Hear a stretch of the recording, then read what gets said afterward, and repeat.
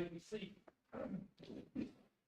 Item number 1 tonight is our consent agenda. What's the pleasure of the board? Mr. Chairman, I make a motion to move items B, C, and I to our next meeting. Could y'all turn up the sound, please?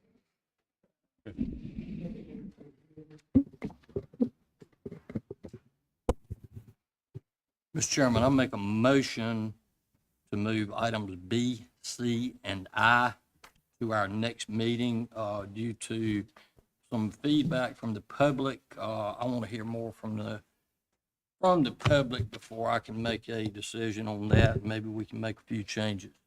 Second that. Okay, we have a motion and a second. All in favor say aye. Aye. All opposed? No. No.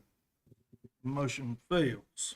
Mr. Chairman, I make the motion to approve the consent agenda as submitted. We have a motion. Do we have a second? Second. All in favor say aye. Aye. All opposed? Motion carries. Item number 2, comments from the public. This is a time set aside by the Board of Commissioners to allow individuals 5 minutes to address the board on issues concerning the county. Total time set aside for public comments is 30 minutes.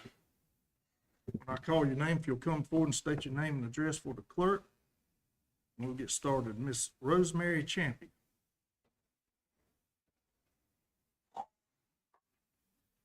Good evening. Rosemary Champion, 1168 White Level Road, Lewisburg, North Carolina. My comment tonight is on an item on your consent agenda to change your meeting time and frequency, which you have clearly just talked about. Your procedures on the site for meetings clearly states that to amend a rule, I'll go ahead and read you the whole rule. These rules may be amended by an affirmative vote of a majority of the board. Alterations or revisions of these rules shall be subject to notice and agenda requirements of these rules. Once an amendment has been proposed and presented to the board, no vote can be taken until the next regularly scheduled meeting of the board. And to follow that up, the General Statutes 153A state that the board may by resolution fix the time and place of its regular meeting. If such a resolution is adopted at least 10 days before the first meeting to which the resolution is to apply, the board shall cause a copy of it to be posted on the, and of course statutes still say courthouse bulletin board, and a summary of it to be published. So you're clearly not following those guidelines. This will allow for a mega consent agenda. This will mean even more items being discussed behind the scenes by small groups of commissioners with no input from the citizens, many of which warrant a public discussion. Last but not least, this will now cut comments from the public to 30 minutes a month instead of 60 minutes a month. Thank you. Thank you, Ms. Champion. The next person we have signed up is Will from 313 Sunset Avenue. Will Hinton, 313 Sunset Avenue, Lewisburg, North Carolina. The title of my remarks is The Quality of Listening. Having had a 40-year career in education, I have spoken to many groups, but never to our Franklin County commissioners. Thank you very much for this opportunity. I do not know most of you. I did teach Mr. Speed at Lewisburg College, and although I do not know Mr. Foy, we had a dear friend in common, Ms. Stephanie Jackson. So I think respectful thoughts for him out of my unconditional love for her. I always bring those who have taught me over the years with me when I rise to speak. Here with me today is the 20th century humorist Will Rogers, and I hear him urging me to go further out on a limb because that's where the fruit is. Like Mr. Rogers, I also belong to no organized political party. I am a Democrat.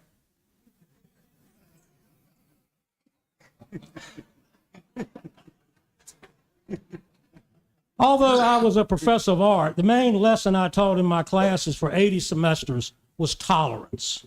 When students left my class, they were expected to be a better listener and to not only tolerate the differences we bring to the table, but to celebrate them, be it rural or urban, brown or black or white, rich or poor, straight or gay, international or local, high GPA, low GPA, coming from a supportive family or no family at all. We each have a unique story, and these stories do not move in straight lines. They are circular and cyclical in nature. As leaders, we should strive to be inclusive. There is an art to being a good listener, and I have to trust that as our budgetary voice, each of you all strive to be better at listening. It is an active, not passive endeavor. This is one trait I've tried to live by. When someone is speaking to you, when they finish speaking, look them in the eye and say, "This is what I heard you say." Usually folks are so surprised that they really were heard. Let's face it, usually we're just waiting for the person next to us to stop talking so we can start talking. We really have not truly understood what the person is saying. Having empathy is a dying art in these times of artificial intelligence. I have been to several of these meetings with concerned members of the public voicing opinions to you commissioners. I have found this back and forth to be needlessly adversarial. Our dialogue has to be more than a zero-sum game of winners and losers where the majority rules with aggression. On some important issues for our growing Franklin County, both the public and your board can both win, and sadly at other times, we can both lose. Thomas Jefferson said that where the people fear their government, there is tyranny. But when the government has some fears for his people, you may well have liberty growing. Too many folks during these turbulent times have chosen inaction and complacency. When the public stands to express concerns to you, they need to be seen not as an adversary, but instead as fellow participants, shaping our lives together as the citizens of Franklin County. When the majority of you disagree with those who stand before you, be the issue public pools or public education, there is no need to see us or yourselves in a bifurcated, simplistic manner as winners and losers. There are no others in this room tonight. It is a slippery slope to define those you disagree with as the opposition and then exclude their ideas as weak and unreasonable. Instead, when we respectfully disagree, we can still be inclusive of the person, not making them feel like an other simply because we do not agree with their idea. Almost 200 years ago, Charles Darwin spent some time on the Galapagos Islands and formulated ideas about evolution and the survival of the fittest. I urge you, as the political governing body of our county, to not rule by social Darwinism. Our society should not be viewed as the survival of the fittest. In addition to the middle class and those who are financially comfortable, you have been elected to speak for the fragility of the elderly, for the apprehension of a young girl who musters up the courage to speak in her public school, and yes, for the young boy who jumps in the water and he's over his head. Jesus said it quite clearly. How you treat the least of these is how you treat me. I hear Mr. Rogers yelling at me to climb down out of this tree, but before I go, I ask you to think about something, and I know Mr. Foy's answer already. It's yes to all three of these because he served in the Navy. Do you know CPR? Mr. Hinton, I apologize, but your 5 minutes is up. Make a motion to extend. Second that. I have a motion and a second. All in favor, say aye. Aye. All opposed? No. Motion carries. Please continue, sir.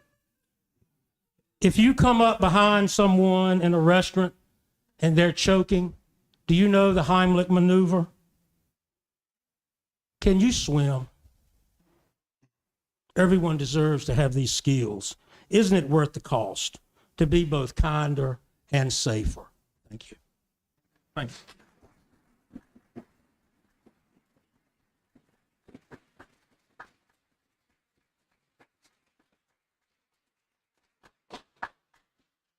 The next person we have to sign up is Mr. Scott Strickle.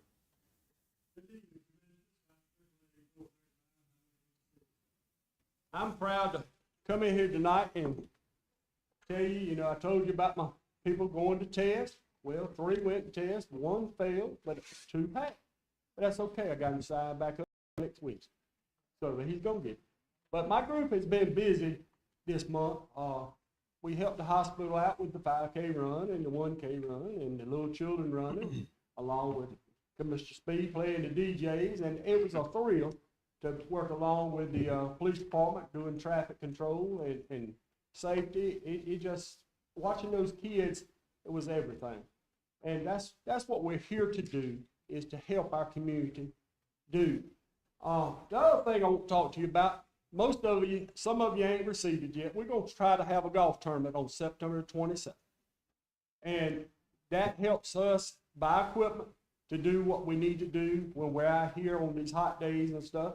And we need each and every one of y'all to sponsor a hole.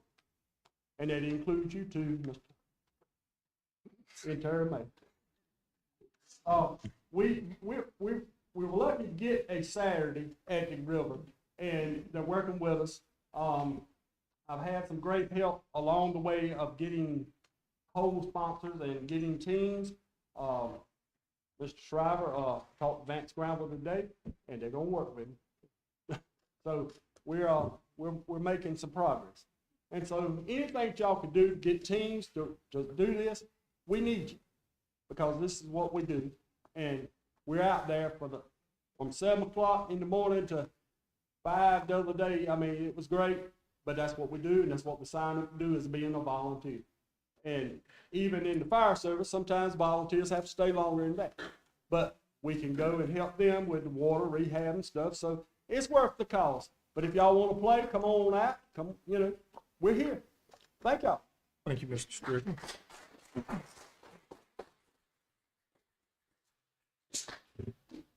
The next person is Tada Livingston.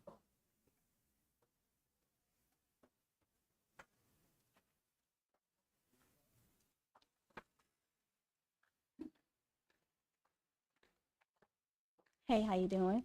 My name is Tada Livingston, and I live at 5488 Highway 401 North Lewisburg, North Carolina. And today I'm going to recite a poetic speech that I wrote for you guys today. All right. Do you see me now? I'm not the headline, not the stereotype, not the score you track in silence or the statistics you skim in meetings. I am the storm you forgot was coming. I am brilliant with no building, a vision with no venue, a future begging to be funded.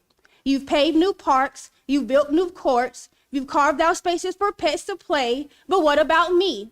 What about us? We are not just bodies to babysit. We are minds on fire, hearts wide open, hands ready to build, ready to create, ready to lead. But where's our place? Where's the innovation lab where I learn to code instead of cope? Where's the studios where I write my own story before the world writes it for me?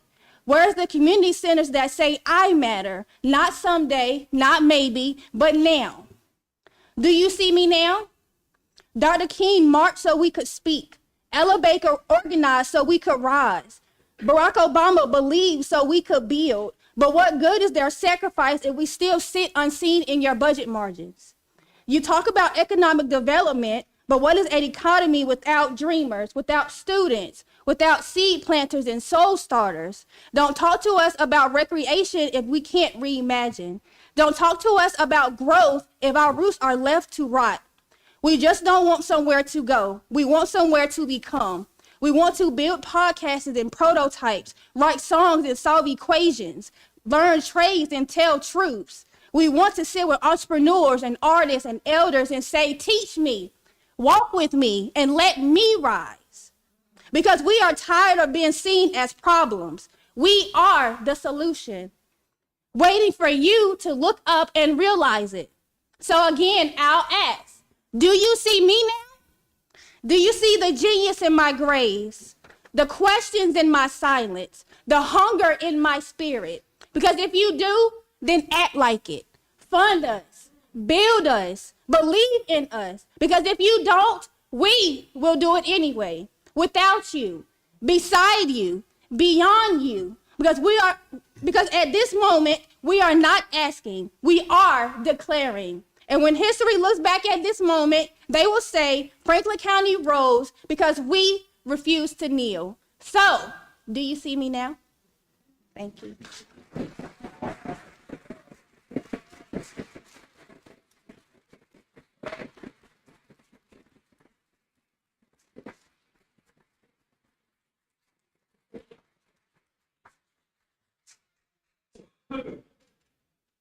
Okay, then, next person who is signed to speak up is Christa Duncan.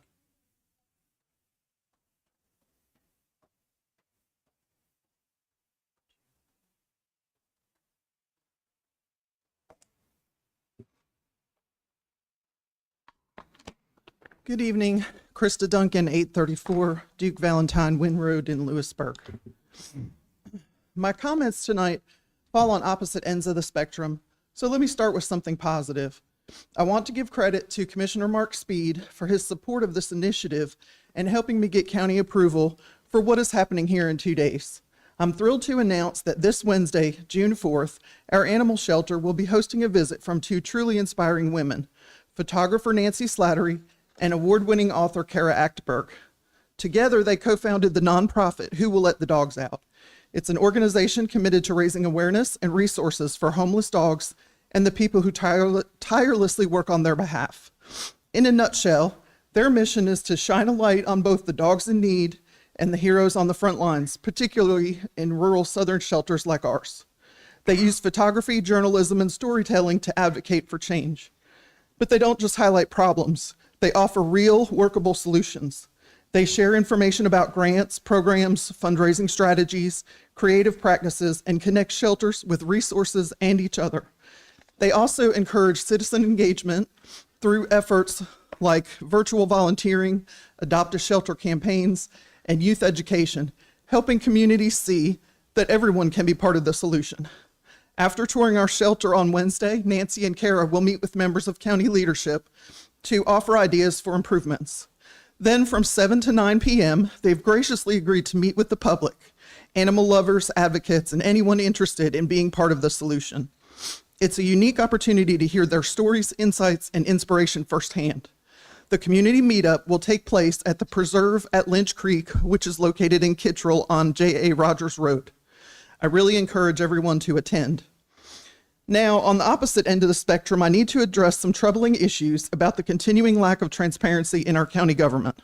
Several actions taken by leadership have raised red flags for many citizens, particularly around free speech, public accountability, and departmental performance. The county continues to operate behind closed doors. The public has noticed, and frustration is growing. Take tonight's social media policy, for example. It appears not only unnecessary, but dangerously overreaching, and many of us believe it infringes upon our First Amendment rights. While I understand the need for professionalism in public discourse, this policy feels more like an attempt to silence criticism than to promote constructive communication, especially for those who raise legitimate concerns about government performance. This policy is completely out of step with the democratic values our community is supposed to uphold.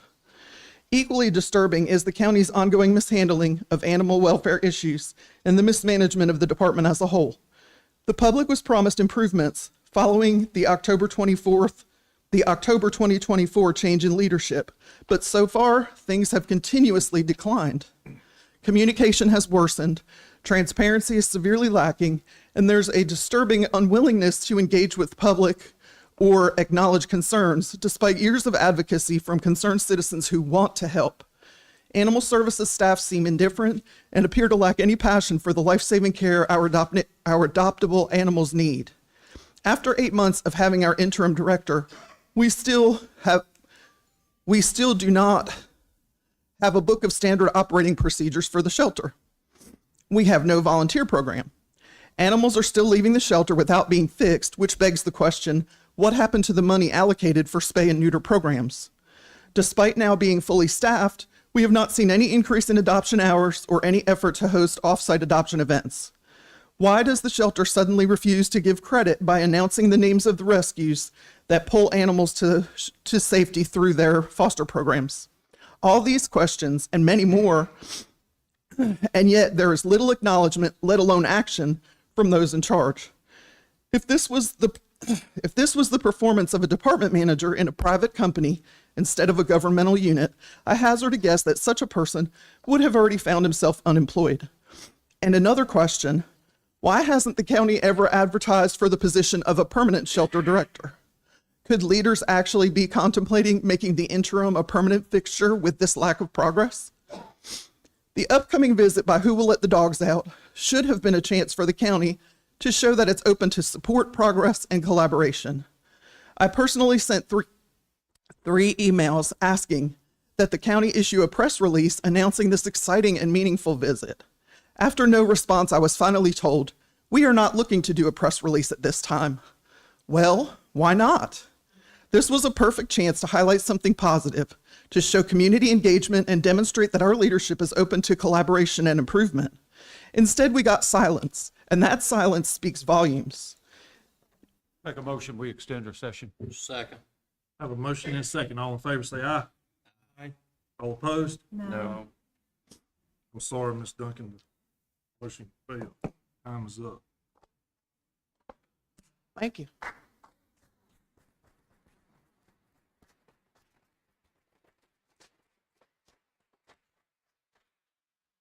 Okay, that concludes public comments for tonight. And now we're moving on to item number 3, which is public hearings for the fiscal year 26 recommended budget. I'll entertain a motion to go into a public hearing. So moved. Second. Have a motion and a second. All in favor, say aye. Aye. All opposed? All right, we are now in a public hearing for the recommended budget. So either pro or con, come forward at this time and state your case.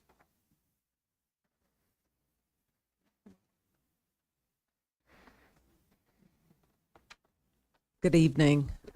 So what is the protocol? Do you need my address just like you normally? Okay. Good evening. I'm Rhonda Scheler, 53 West River Road, Lewisburg. I am here this evening on behalf of the Franklin County Board of Education. And I want to take a moment, first of all, to sincerely thank each of you for your continued support of our schools. We're grateful for a smoother budget development process this spring and for the shared commitment that we have to the students and families of Franklin County.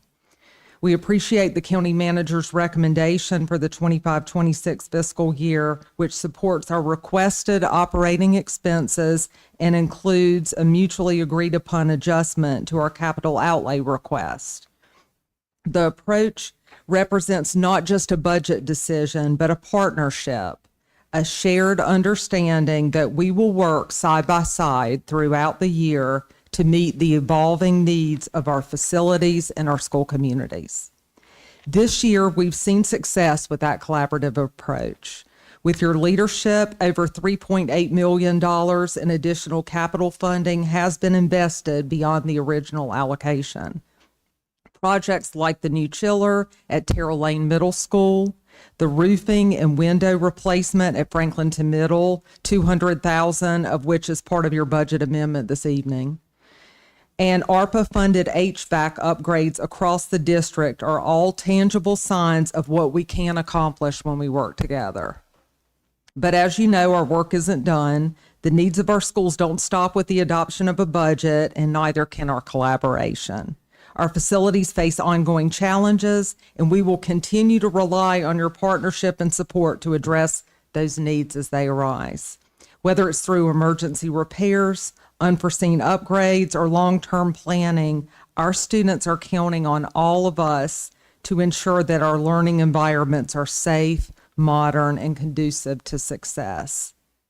This will be reliant on being responsive in the short term and working collaboratively through the Joint Capital Improvement Committee to address our long-range needs.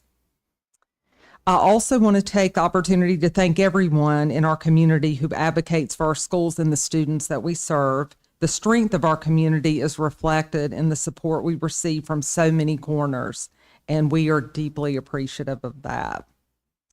Together, we can ensure that Franklin County Schools not only meet the needs of today, but are prepared for the challenges of tomorrow. Thank you again for your ongoing support and for standing with us as partners as we work to provide the very best for the children of Franklin County. Thank you. Thank you, Dr. Sewell.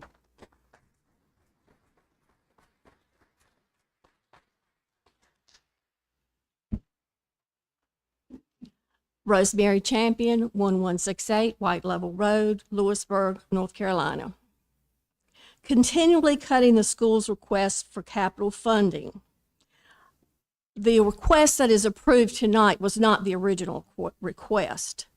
And the current budget before you has your capital improvement plan for the next 5 years. That capital improvement plan only has $2 million going to capital funding each year for the next 5 years. That's just not going to do it. I think we all know that. You do state that the schools can request funding through the year. They should not have to do that. They have researched and discussed and presented an initial budget they feel will keep our schools operating safely. We've had many HVAC issues that have had to be addressed this school year, and they have been addressed. But to address those, it's got to go through school board approval, it's got to go through commissioner approval, and explain that to the teacher who is trying to teach 15 middle school students in an 80-degree classroom. Not pleasant. A lot of the funding that you have used is the PSBRR funding through the lottery. Public School Building, Repair, and Renovation Fund. That is money set aside for emergency needs for schools. The General Assembly enacted this in 2021. They created the fund so that it could assist school districts in repairs and renovations. The General Assembly is responsible for funding this money that comes from the lottery. I want to repeat that.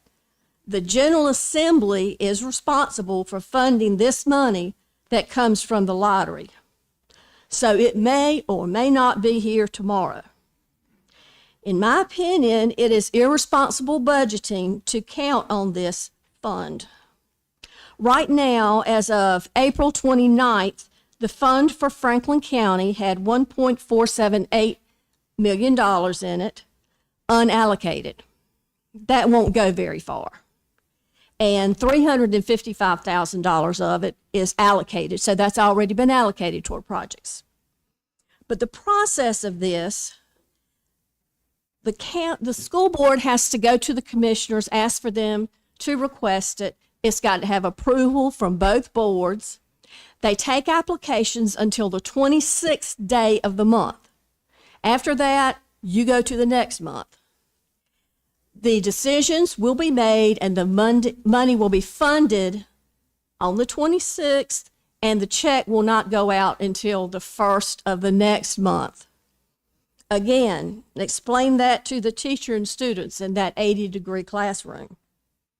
We need a realistic CIP that maintains and replaces HVAC on a realistic schedule.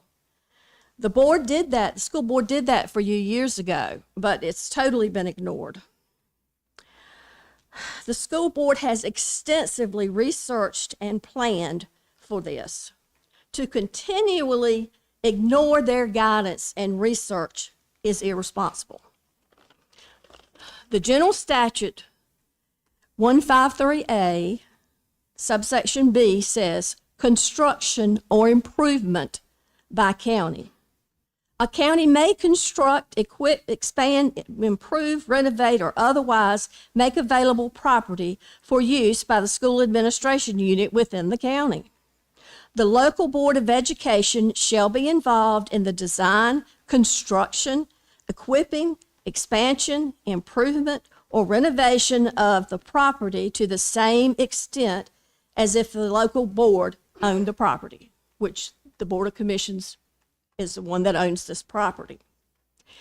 I bring that before you because I feel like it's unrealistic for us to keep operating like this, and I think that we need to go and look. The school board brought all the information to you. They had surveyors, they had architects, they had everybody look at what needed to be done. We had 2 instances in the schools this year. One at Edward Best, thankfully happened over the Christmas holidays. If not, we would have had to cancel days of school. And the other one happened, thankfully, over the Easter holidays. We would have had to cancel school. And you know what Wake and Durham County commissioners have been up against since they're having to cancel those school days. That's not fair to students, and it's not fair to staff. We need to realistically look at this and know that $2 million a year is not going to do it. Thank you.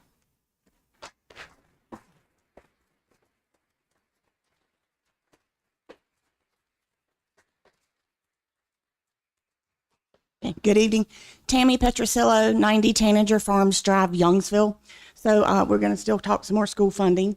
So on behalf of Franklin County Public Schools Strong and our supporters, we're here tonight to respectfully but firmly ask you not to proceed with the proposed 50% cut to the capital outlay budget for Franklin County schools.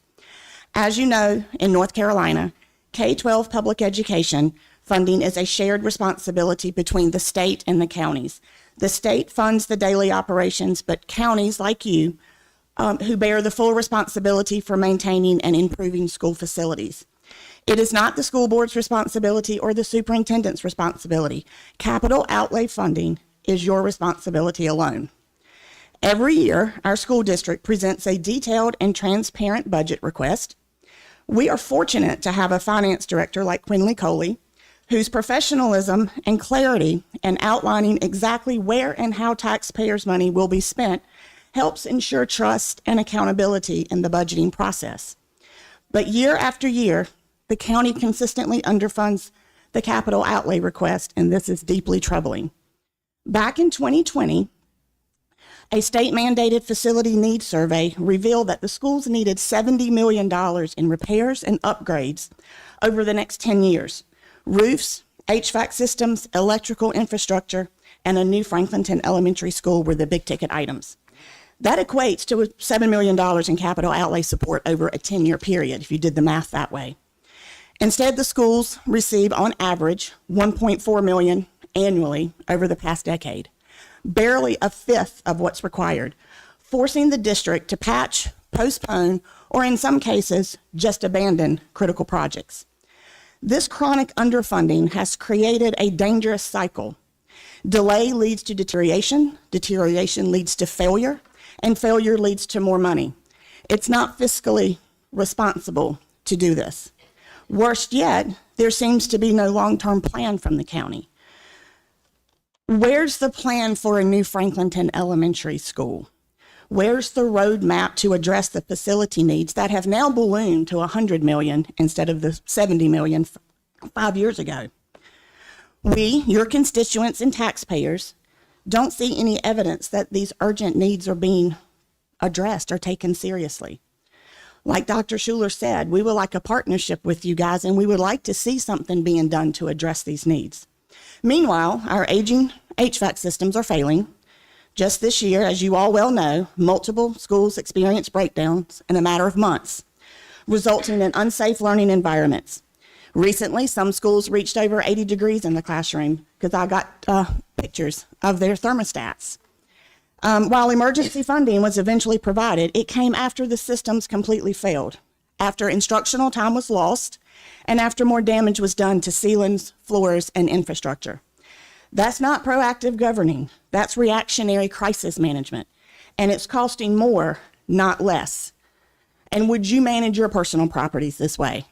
I don't think you would, and I certainly don't manage mine this way. And now we hear that you're planning to allocate just $2 million annually through 2030 for capital outlay.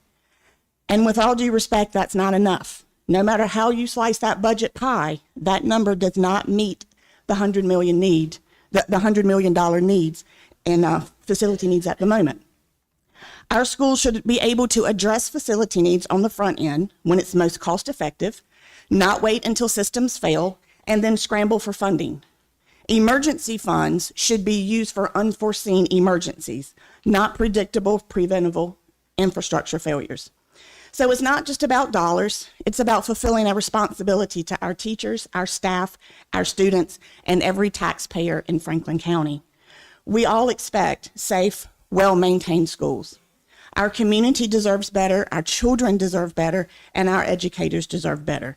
So it's time to stop kicking that proverbial can down the road and stop patching the problems for short-term fixes. It's time to make the long-term investment Franklin County schools desperately need, starting with fully funding this year's $4 million request. Even though that's not enough, it's better than the $2 million that's offered. Thank you.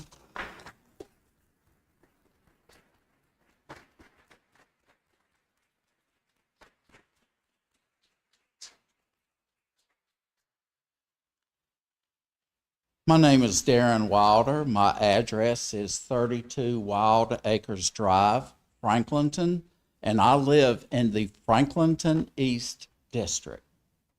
Good evening to all here tonight, and thank you for allowing me to come speak. The focus for tonight is the 2026 budget, which for many brings divisiveness and anxiety, but it doesn't need to. Having attended some meetings during the past year, I've learned that the residents seem to focus on 3 topics, really 4, but I left one out. They are in no particular order: county taxes. With the reevaluation last year, many came forward and expressed whether or not they would be able to afford their homes. At the meeting I attended last year, this board stated that our taxes would increase only slightly. Now, I'm not sure where each of you learned your math, but this Franklinton High graduate experienced a 67% tax increase for farmland, a 115-year-old house, as well as a 250-year-old house. That is not a slight increase. County pool. All citizens should be able to have a place where they can get relief from the summer heat as well as learn a valuable life-saving skill. I would have thought with the recent tragic events in our waterways that this board would entertain this request and initiate a feasibility study. You may not think this is needed, as some citizens have had access to a local or town pool for decades. I could have gone to one as well, had it not been for my parents, who would not allow me or my siblings to attend a private segregated facility. Number 3, education. It is unconscionable the perception this board exudes with respect to educating our children. I spoke with a teacher recently who is taught in 55-degree classroom, as well as an 85-degree classroom, both with water dripping on the kids' heads.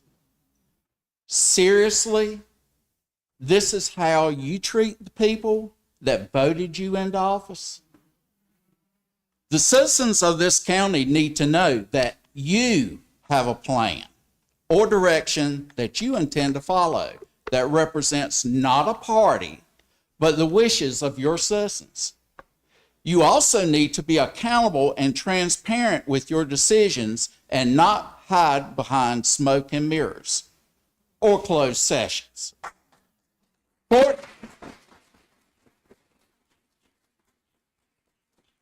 14 years ago, I was given the opportunity to take a training course at our company's headquarters. Our CEO came in and spoke to the class, leaving me with this one of many valuable lessons. He says, when it comes to people, every decision should be made with a lot of thought. because your decision will affect their lives. When it comes to this budget, I ask that you do the same. Every line item will affect the lives of the citizens. So I implore you to look closer and fund the necessities first, and at least give consideration, feedback, and a plan for the rest. Thank you.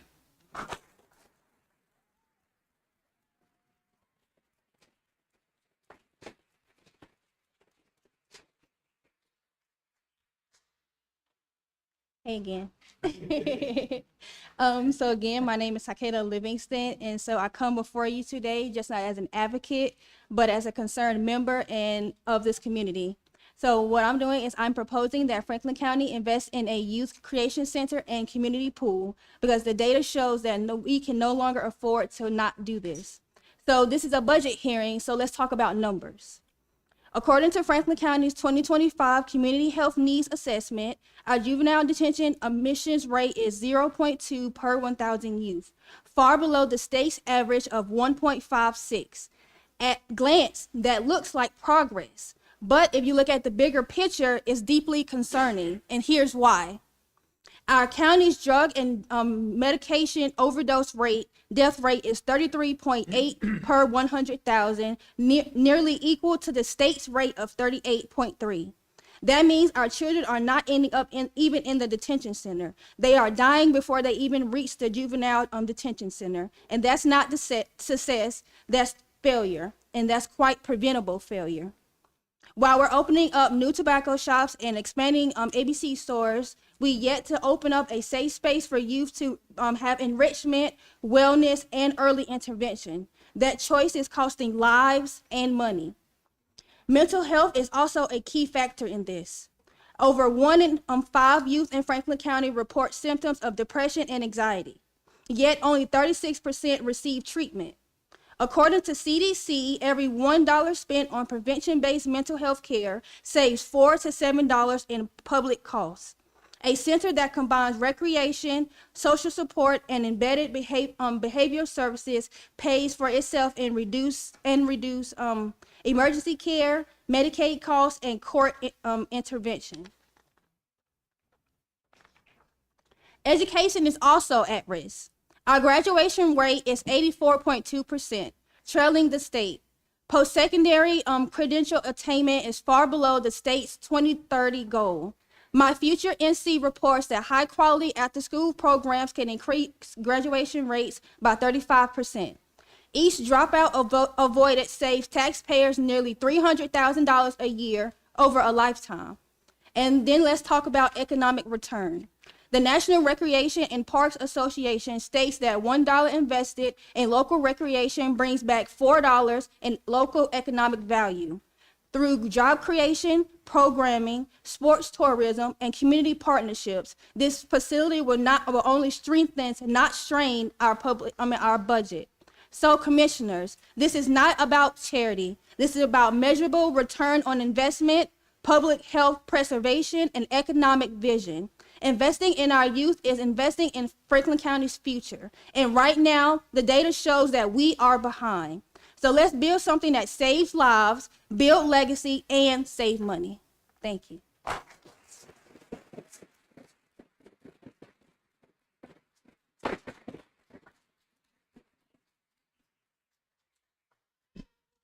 Good evening. Tanya Kelly, 1455 Ronald Tharrington Road, Lewisburg.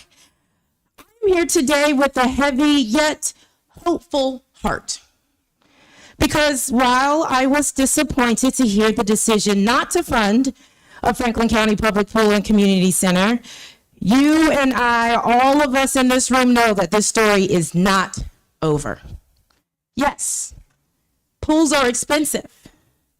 So are potholes. So is crime. So is chronic illness due to the lack of access to wellness facilities. So is talent drain when young people grow up and leave Franklin County because they don't feel like they have a future here. But unlike potholes and crime, a pool and community center are proactive investments. They don't just solve problems, they prevent them.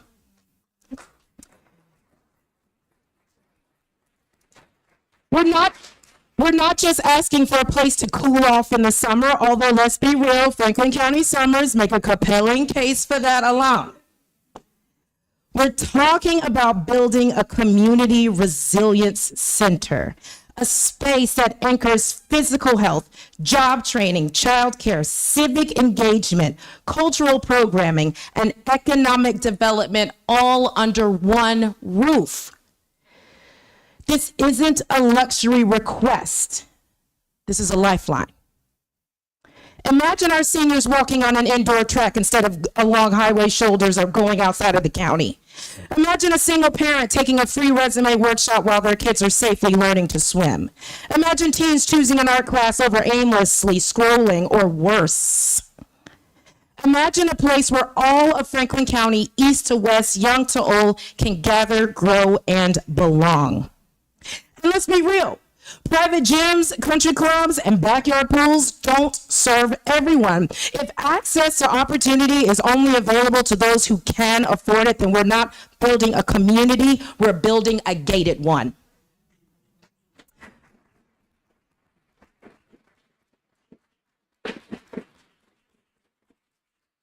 Franklin County's own 2020 strategic plan already endorsed this idea. That's not ancient history, it's a broken promise.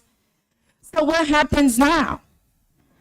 We keep going because the public wants this, because we believe you'll listen, because we believe Franklin County deserves the kind of investment that creates future taxpayers, entrepreneurs, leaders, and neighbors, not just expenses on a balance sheet.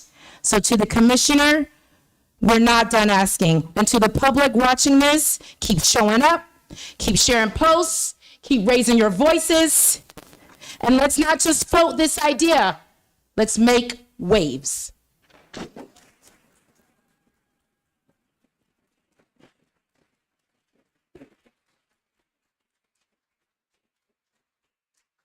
Hello, Michelle Strong, Sledge Farm Drive, Spring Hope. I'm going to keep this brief. I'm recapping some of the points that I made in my letter to the editor of the Franklin Times on May 8th. A pool is not a luxury, but it is a necessity. One of the commissioners once said that there are plenty of recreational activities for the youth in this county. But what activities currently exist that teach kids how to swim? What activities are directly related to their social and emotional development? What activities are directly geared towards their physical health and mental wellness? Festivals are fun, indeed, but do nothing more than leave kids full of sugar and junk food and parents' pockets empty. Yes. The pool is so much more than just a pool. It is a symbol of unity. And unity terrifies some. Why? Because unity equals power. When people unite, they realize that there is power in numbers. And when that happens, they no longer accept the status quo. Our fight for the recreational center and the pool does not end here. We will continue to fight for what the community needs and for what the citizens want and deserve. We deserve a pool, we deserve a community rec center, and we deserve a place to gather and unite. Thank you.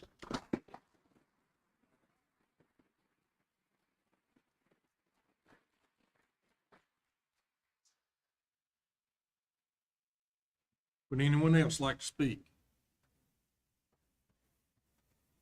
Hearing none, I'll entertain a motion to close. Oh, go one more.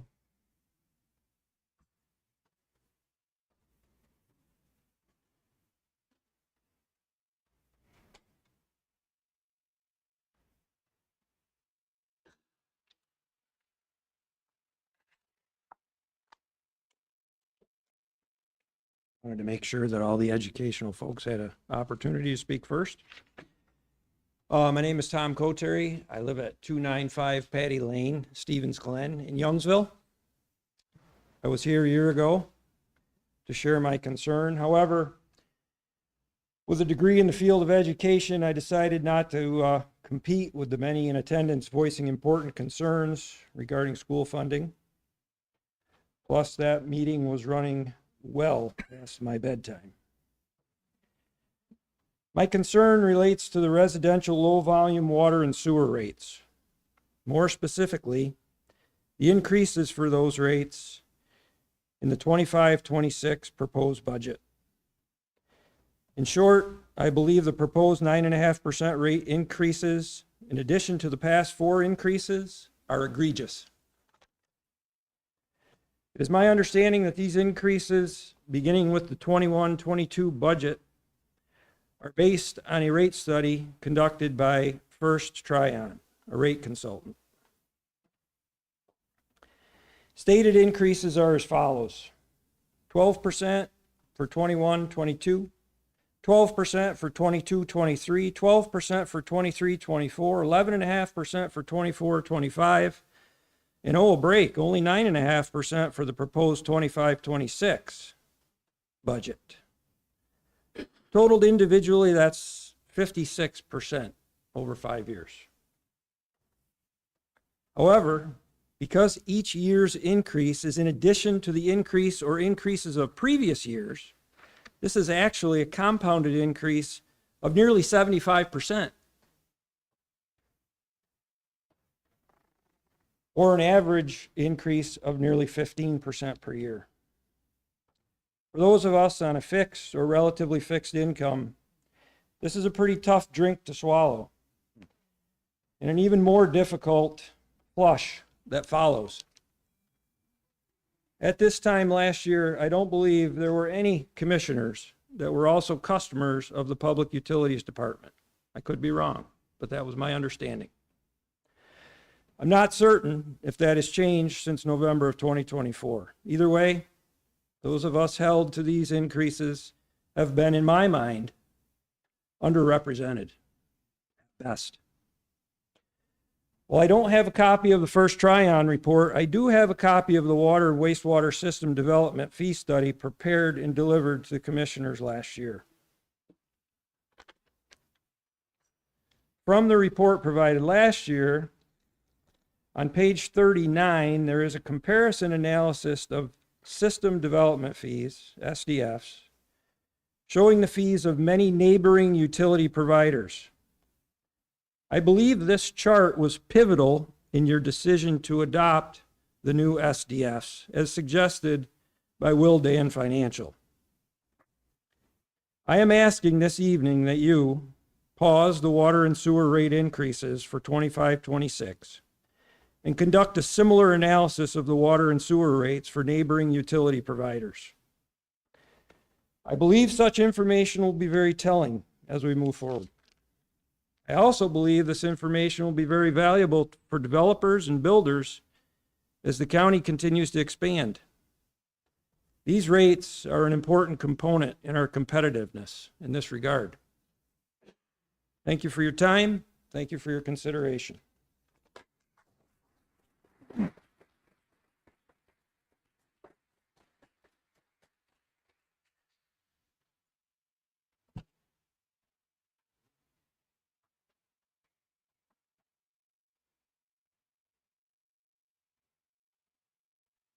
Good evening. James Barry Brown, 65 Two Sisters Lane, Lewisburg, North Carolina. I come here on this evening representing Perry's School alumni. Okay, we have a facility down in Centerville where we have a gymnasium, a ball field, and an auditorium. We want to bring the folks together as a community, not just in Centerville, but this facility will help people in Warren County, Halifax County, Wake County. It will help so many people. You know, we're looking at a food bank. We're looking at tutoring. We're looking at feeding the elderly folks. I'm here on this evening to say that we have so much going for us here in Franklin County. And as far as I know, Centerville is a part of Franklin County. Am I right? It is. Centerville is a part of Franklin County. So why can't we come together and do the right thing? I'm coming before you tonight to ask you to help us. Help us to bring people together, bring the community together, and just make things happen for all of us. Black, white, Democrat, Republican, I don't care. Let's come together. Thank you.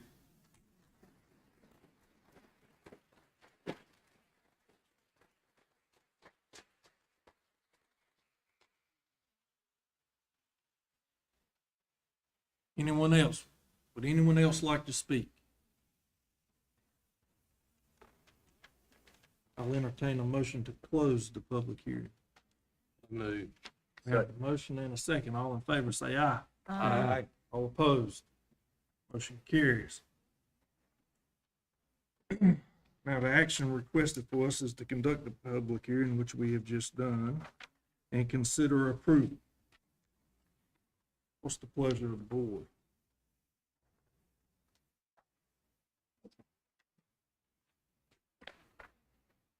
Hearing none, we'll move on to action item number 4.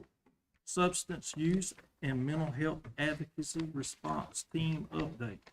We call on Meredith Wester. Good evening. Kristen, is the PowerPoint?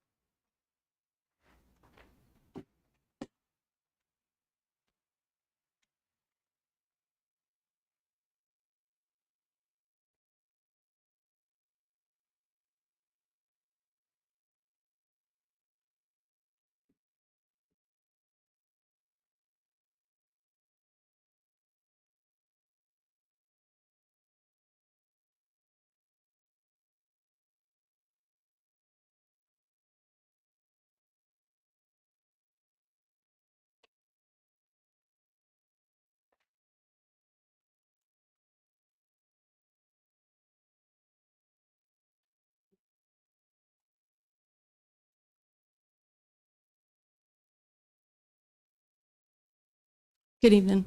My name is Meredith Wester.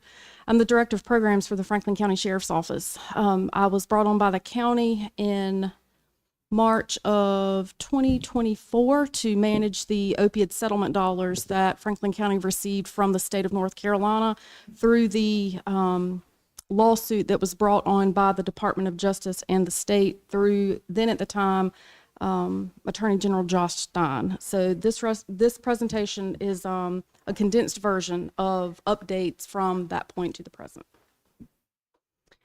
Part of what Franklin County decided to do was to go with what's called Option A. The county was given 2 options, and they chose to go with Option A, I believe, in 2023.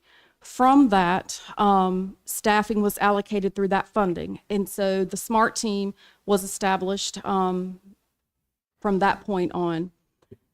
As he said, the SMART team represents the Substance Use Mental Health Advocacy Response Team. Because this funding has specifically to be used for mental health and substance use and for justice-involved individuals, we have a very narrow lane of what it can be used for and how it can be spent. Some of our functions are that we are committed to providing quality law enforcement services to the community that it serves. The SMART team was established and embedded to engage with and connect persons to services for mental health, substance use, and/or other social determinants of health. Ultimately, we seek to reduce 911 calls that are coming in for service and to reduce jail recidivism by connecting and reconnecting community individuals with appropriate services. This specifically involves 911 calls that are coming through that only relate to mental health and substance use, no others. Our responsibilities are to respond to and follow up on referrals from first responders, to engage people with mental health and substance use issues to services, identify at-risk populations within the community, and develop resources and other outreach opportunities to reduce the risk of victimization and improve quality of life, develop and maintain professional relationships with appropriate service providers, develop and maintain training programs for the Franklin County Sheriff's Office, and to identify and reach out to high utilizers of 911 services to reduce the frequency of calls. As you'll see here in a moment, we have had some Franklin County citizens that are utilizing our 911 system up to 80 sometimes per year for the exact same condition. When I started, there was really no way to collect the data, to be able to put it together, to be able to look at anything. None of the systems work together. None of these systems talk. So it has taken me a really long time since the first day that I started to this point. And I'll be honest in saying that I still don't have it all together, but I'm working on that continuously. So this slide right here will show you, essentially it comes in through the call data. We come in on scene, what we can do in each segment, and then how we follow up. This right here is also an extension of our 911 team that is embedded with the patrol. We also had to endeavor and kind of go into our detention center to also look at our inmates that are specifically suffering from mental health and substance use, create a plan for that, and how we were going to reduce recidivism. So this slide right here will show you how I have started connecting those to that process. Franklin County for 2025 priorities will include piloting and developing a GED program in our detention center. We will partner with Grants Granville Community College to do that. I will also look at hiring peer support specialists to come into our detention facility to work on reentry, to look at support services. We'll continue to build and trust with relationships across the county, but also in other counties that come into and provide services to our area. Data collection is a big thing for me. That is very important. So I will be looking at systems that we can integrate, what they cost in order to do that, and then go from there. I'll also be developing a multi-purpose consent form for Franklin County for the SMART team that will encompass every single Franklin County agency so that we can better share information and not have to worry about people's HIPAA information or violating HIPAA for that matter. We'll also work on increasing mental illness awareness with substance use with our community partners, and then how we can better de-escalate and promote more trauma-informed systems and have people that are trained in trauma-informed care. And lastly, I put this together, and I know it's hard to see, but I put this together for 2024 because I wanted to give you guys a more broader look from January to December. And it includes your IVC, your mental health, your overdoses, your suicides, your threatening suicides, your attempting suicides. And I have broken it down for the multiple systems that myself and my team have to look at every day in order to make sure that we catch all of these calls that are coming through so that our folks can be served appropriately. None of this filters down to one, and none of this comes out as one, if that makes sense. And that is the end. Thank you. Thank you very much.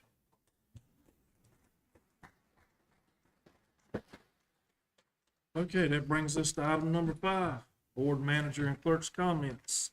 This is a time set aside for the Board of County Commissioners, county manager, and clerk to the board to report on various activities. The board may also discuss other items of interest. Madam Attorney, do you have anything tonight? Madam Clerk? Mr. Foy. Yes, first thing I'd like to start out, welcome everybody here tonight. It's great to see a capacity crowd here again. It makes me hope whenever we do build another facility, we double the seating and triple the seating, because I firmly believe you build it, they will come, and that's a great thing. So anyway, moving right along on the consent, I don't have any problem going to the one meeting a month, as long as we be real careful with that consent agenda. I don't want to be packing it with 30, 40, 50 items and trying to just pass it with one single vote. We need to be real careful with that kind of thing. And I was unaware of going from 7 to 6. And I can make that all right, and I hope everybody else here can make the 6 o'clock too. But like I say, I just want to pay real close attention to that consent agenda.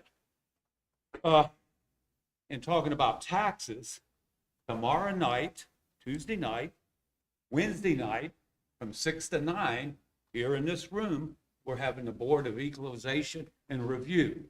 That's where people, if they're not satisfied with the value of their property, they can come here to the Board of E&R meeting. That's tomorrow night, Wednesday night, in this room from 6 to 9.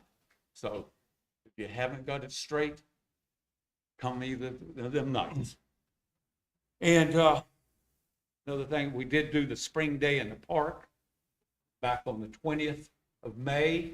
Had a real good turnout. Like to thank all the county departments for participating, maintenance, tables and chairs, and the sheriff's department and all the other vendors there. They did a great job. And we did a lot of hot dogs, and I would like to recognize Mark Speed. He did a great job with the DJ. He had everybody jumping up and down, dancing, twisting, all that. Real good. It made them hungry, and they come back for more hot dogs. But anyway, that's all I have for tonight. Thank you very much. Thank you, sir. Mr. Davis? No comment tonight. Moving on down. Thank you. Mr. Stroud? Yes, Mr. Chairman, I do have a couple of comments. I do think it's important that that some of the facts be told, and it's difficult in this setting because this setting is not designed for there to be a conversation between ourselves individually and you in the audience or us collectively. It's a time to listen, Mr. Hinton. There he is, to listen, and that's our goal. So the first thing because of what he shared tonight, I want to point out, because I have been challenged on what you have seen me doing here tonight, which is right. This is what I did while you all were talking. I wrote, I have your names, the topics of what you talked about, and anything that may have stood out to me. Why? So that I can be a good listener, so that I can go back and reflect, and so that I can see if there's somewhere I can make a difference. So please see that I'm not ignoring the room. I'm very well aware of what's being said. With that, I think it's important to bring a few facts to light, because some conversations and comments tonight, I don't believe are completely factual. Where do I start?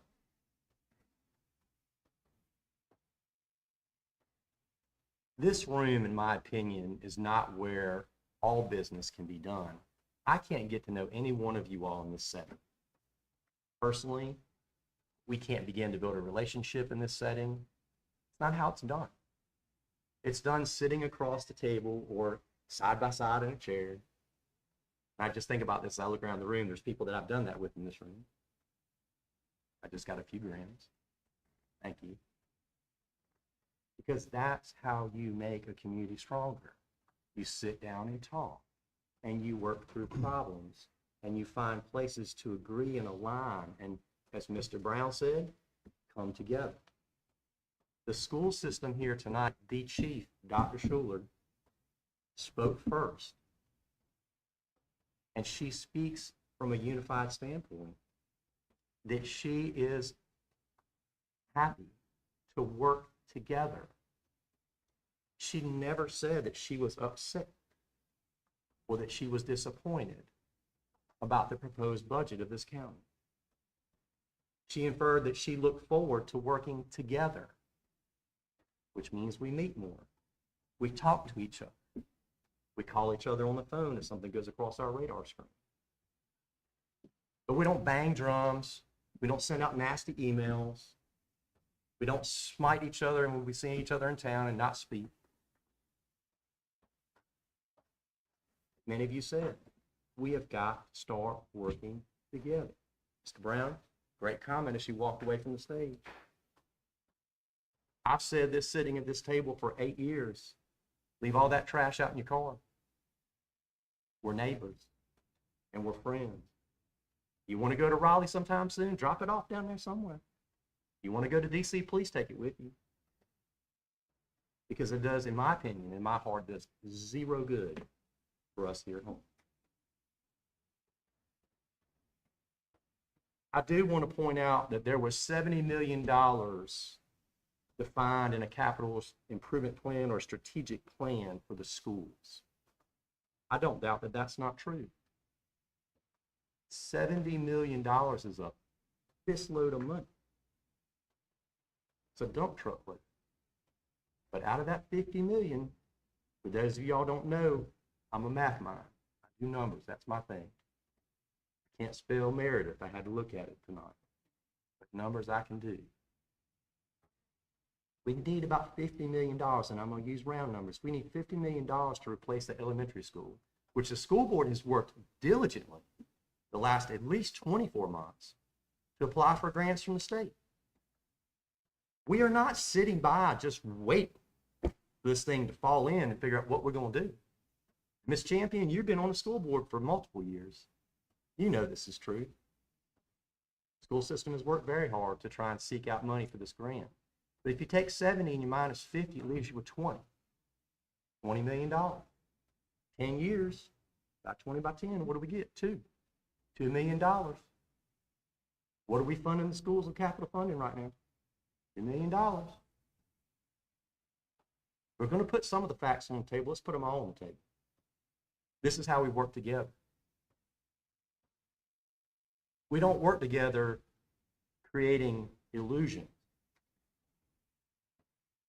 We work together being friendly, genuine, and sincere. The animal shelter, folks, I don't care what anybody says. You've got the biggest hearted man in Franklin County as your interim animal shelter director. His family rescues animals weekly.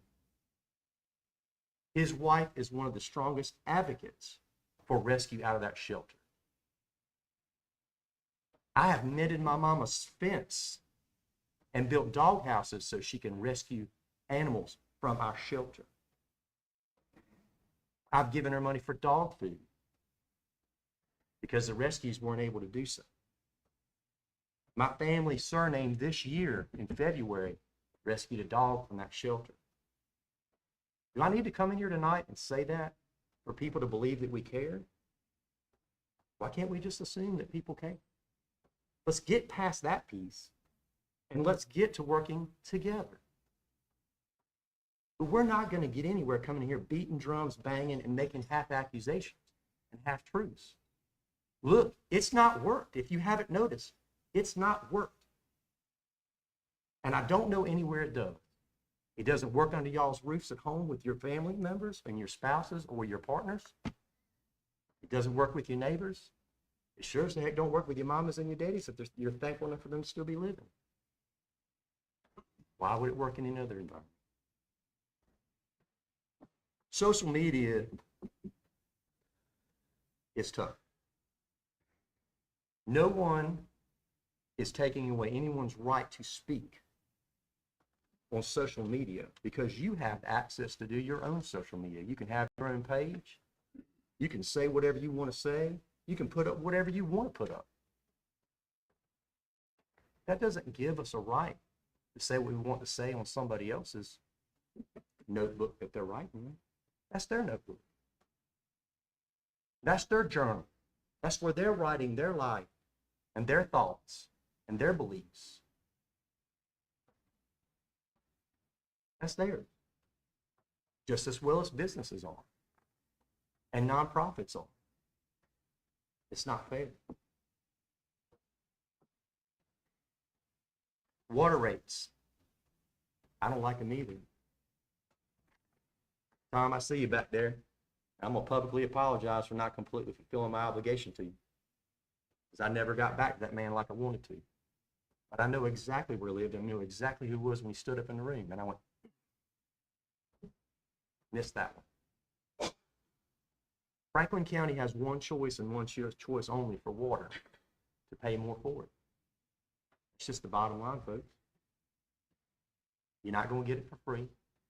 It ain't going to come out of the sky in a rain barrel. It's going to have to be paid for.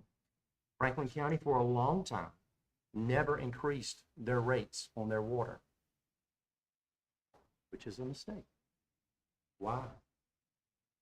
Because if you're not making enough money to put some back for the future to take care of, like we talked about with schools and air conditioning units when they fail, how in the thunder are you gonna keep things going? Now, I'm not overly excited with where it's going, to Tom's point. And I used to pay public water until to this day. I pay my mama's water bill and my disabled uncle's water bill and my mama's sewer bill. I might not personally have it in my name, but I pay 2 of them. And I'm thankful I can do it. But it's going to cost more, folks. Water is going to cost more. It's not cheap. The cost to build pipelines are not cheap. The cost to make water drinkable and safe for us to consume is not cheap. We don't fuss about $100 a month cell phone. We don't fuss about $100 a month for the internet. I just sit down with my disabled daddy and my stepmom and help them reduce their cell phone or their internet package, which included the cell phone, no cell phone, internet, cable, and something, and I can't remember the third one was. We took it from $280 a month to $180. It's not cheap. And I'm sorry to say that, but I'm willing to tell you the truth.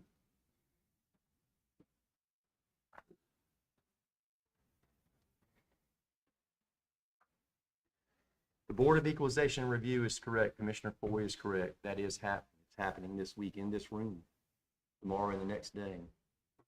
The Board of Equalization Review is a 5-month process.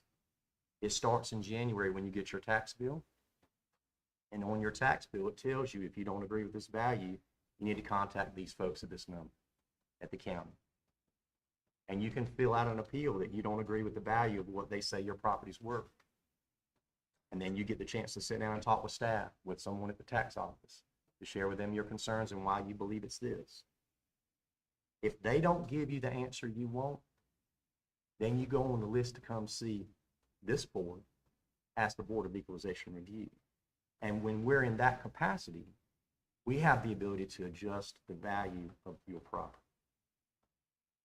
But you can't come here tomorrow night or Wednesday night and bring your issues to this room, unfortunately, because you have not been a part of the process starting in January of each year. So if you still have a problem with your taxes, I would encourage you to go ahead and make yourself a note. Come January, when that bill comes out, you need to go ahead and follow the information and start that process, and know that there will be results at the end. One gentleman, I can't remember who he was, stated that his taxes went up 67%. I don't know where that gentleman is at the moment, but sir, you got a tax break. Get ready, here it comes.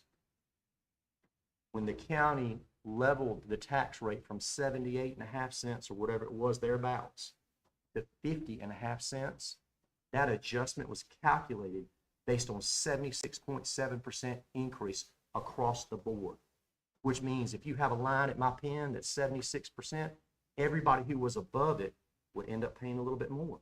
But anybody below that number, their taxes were less. Now, it's not their fault that they don't know this. And we probably need to do a better job of communicating it, or putting it somewhere, memorializing it some way that the county, for people to see it, so that people understand it. And it is complicated. So we've got to do a better way of breaking it down to where everyone understands it. But sir, wherever you are in the room, without me searching through my notes to find you, you got a tax rate. Mr. Wilder, Darren Wilder, at Wild Acres Drive in Franklinton off the West River Road. Thank you, sir. We hear you.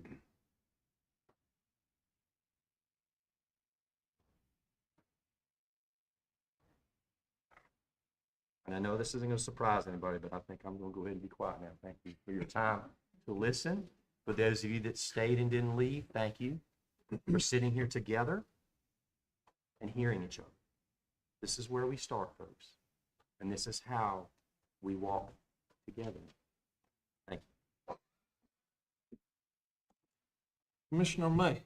Yes, sir. I'd just like to thank everybody for coming out. It was a nice crowd here.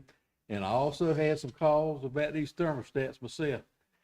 My son is teaching in 85-degree weather, and my kids are in the class are hot. What can you do? Well, come to find out, COVID slowed the part of it. COVID has ruined parts for everything. One day it's going to straighten out. But I thank y'all for coming out. Commissioner Speed, No comment. Ms. Brett. Just to comment about the one meeting a month, we realize that things have changed in our staffing at the county level. And I have paid attention and realized that we get weekly reports now from the staff. And we never did that before. We have weekly reports. We know what's going on in the county. We get weekly reports about department heads, or in those reports from department heads and stuff. So a lot of the things that we were doing at the meetings, we get in our reports every week, and that's kind of nice. So our county commissioner meetings haven't been as long or as packed with all these information, because we get it every week. Every week for a long time now, I've gotten a report, and I thank the county staff for that. I thank y'all for it, because I used to beg for reports and didn't get them, and now they bombard us with reports of what's going on in the county, and I really appreciate that.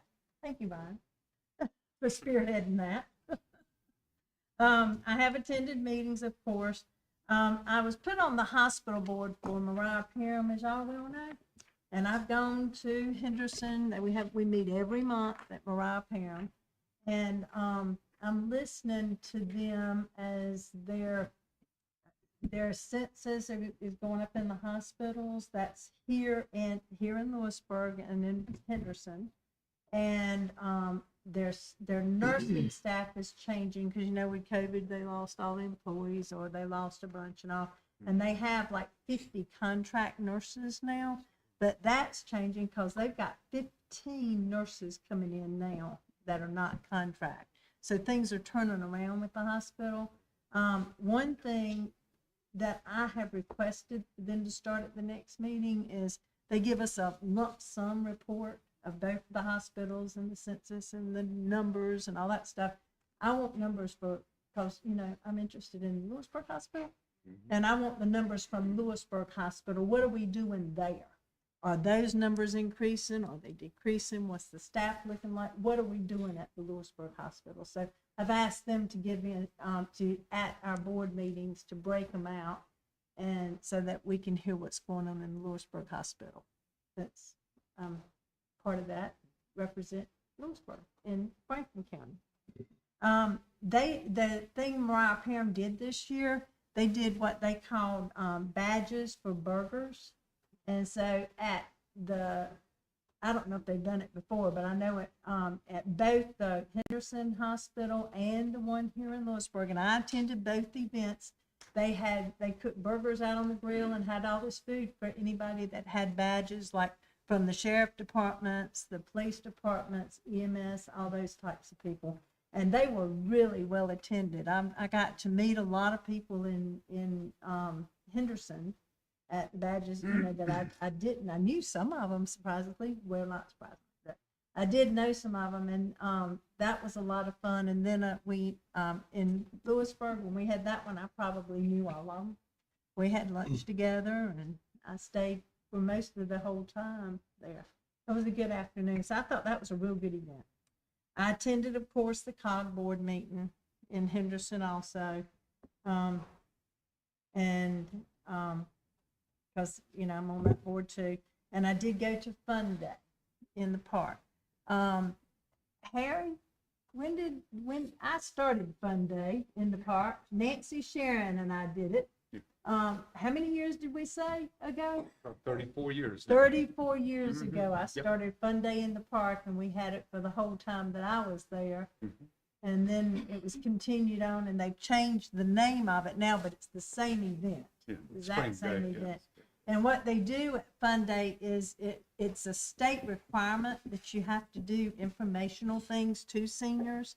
And that's why we started it, was because you have to have a big event each year to be to receive federal and state monies for the Department of Agents.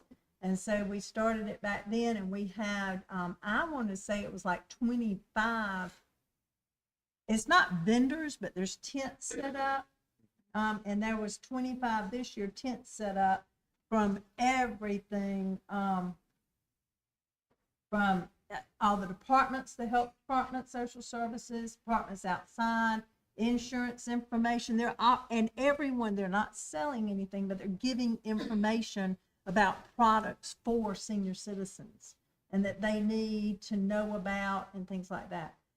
One of the things that I got to do when I was there is they had the new truck from EMS, am I saying that right? That was out there, and I got to tour that. And it's a truck that they can take out if there's accidents or whatever, that they can, it's mobile, and it's a mobile EMS station in this, it's elaborate. And I think it was all grant funded. I don't think we paid for any of that, but it's a nice vehicle, and I was glad to get to tour that too. So anyway, that's my report. Thank you, Ms. Bragg. Interim County Manager Ryan. Comments. Thank you, No Chairman. comments? All right, that brings us to item number 6 on our agenda tonight. Is closed session. We're asked to add economic development in that, so I'll entertain a motion to go into closed session pursuant to following North Carolina General Statute 143-318.11 A3, A5, A6, and A4. What's the pleasure of the board? So moved. We have a motion? Second. And a second. All in favor, say aye. Aye. All opposed? No. Motion carries.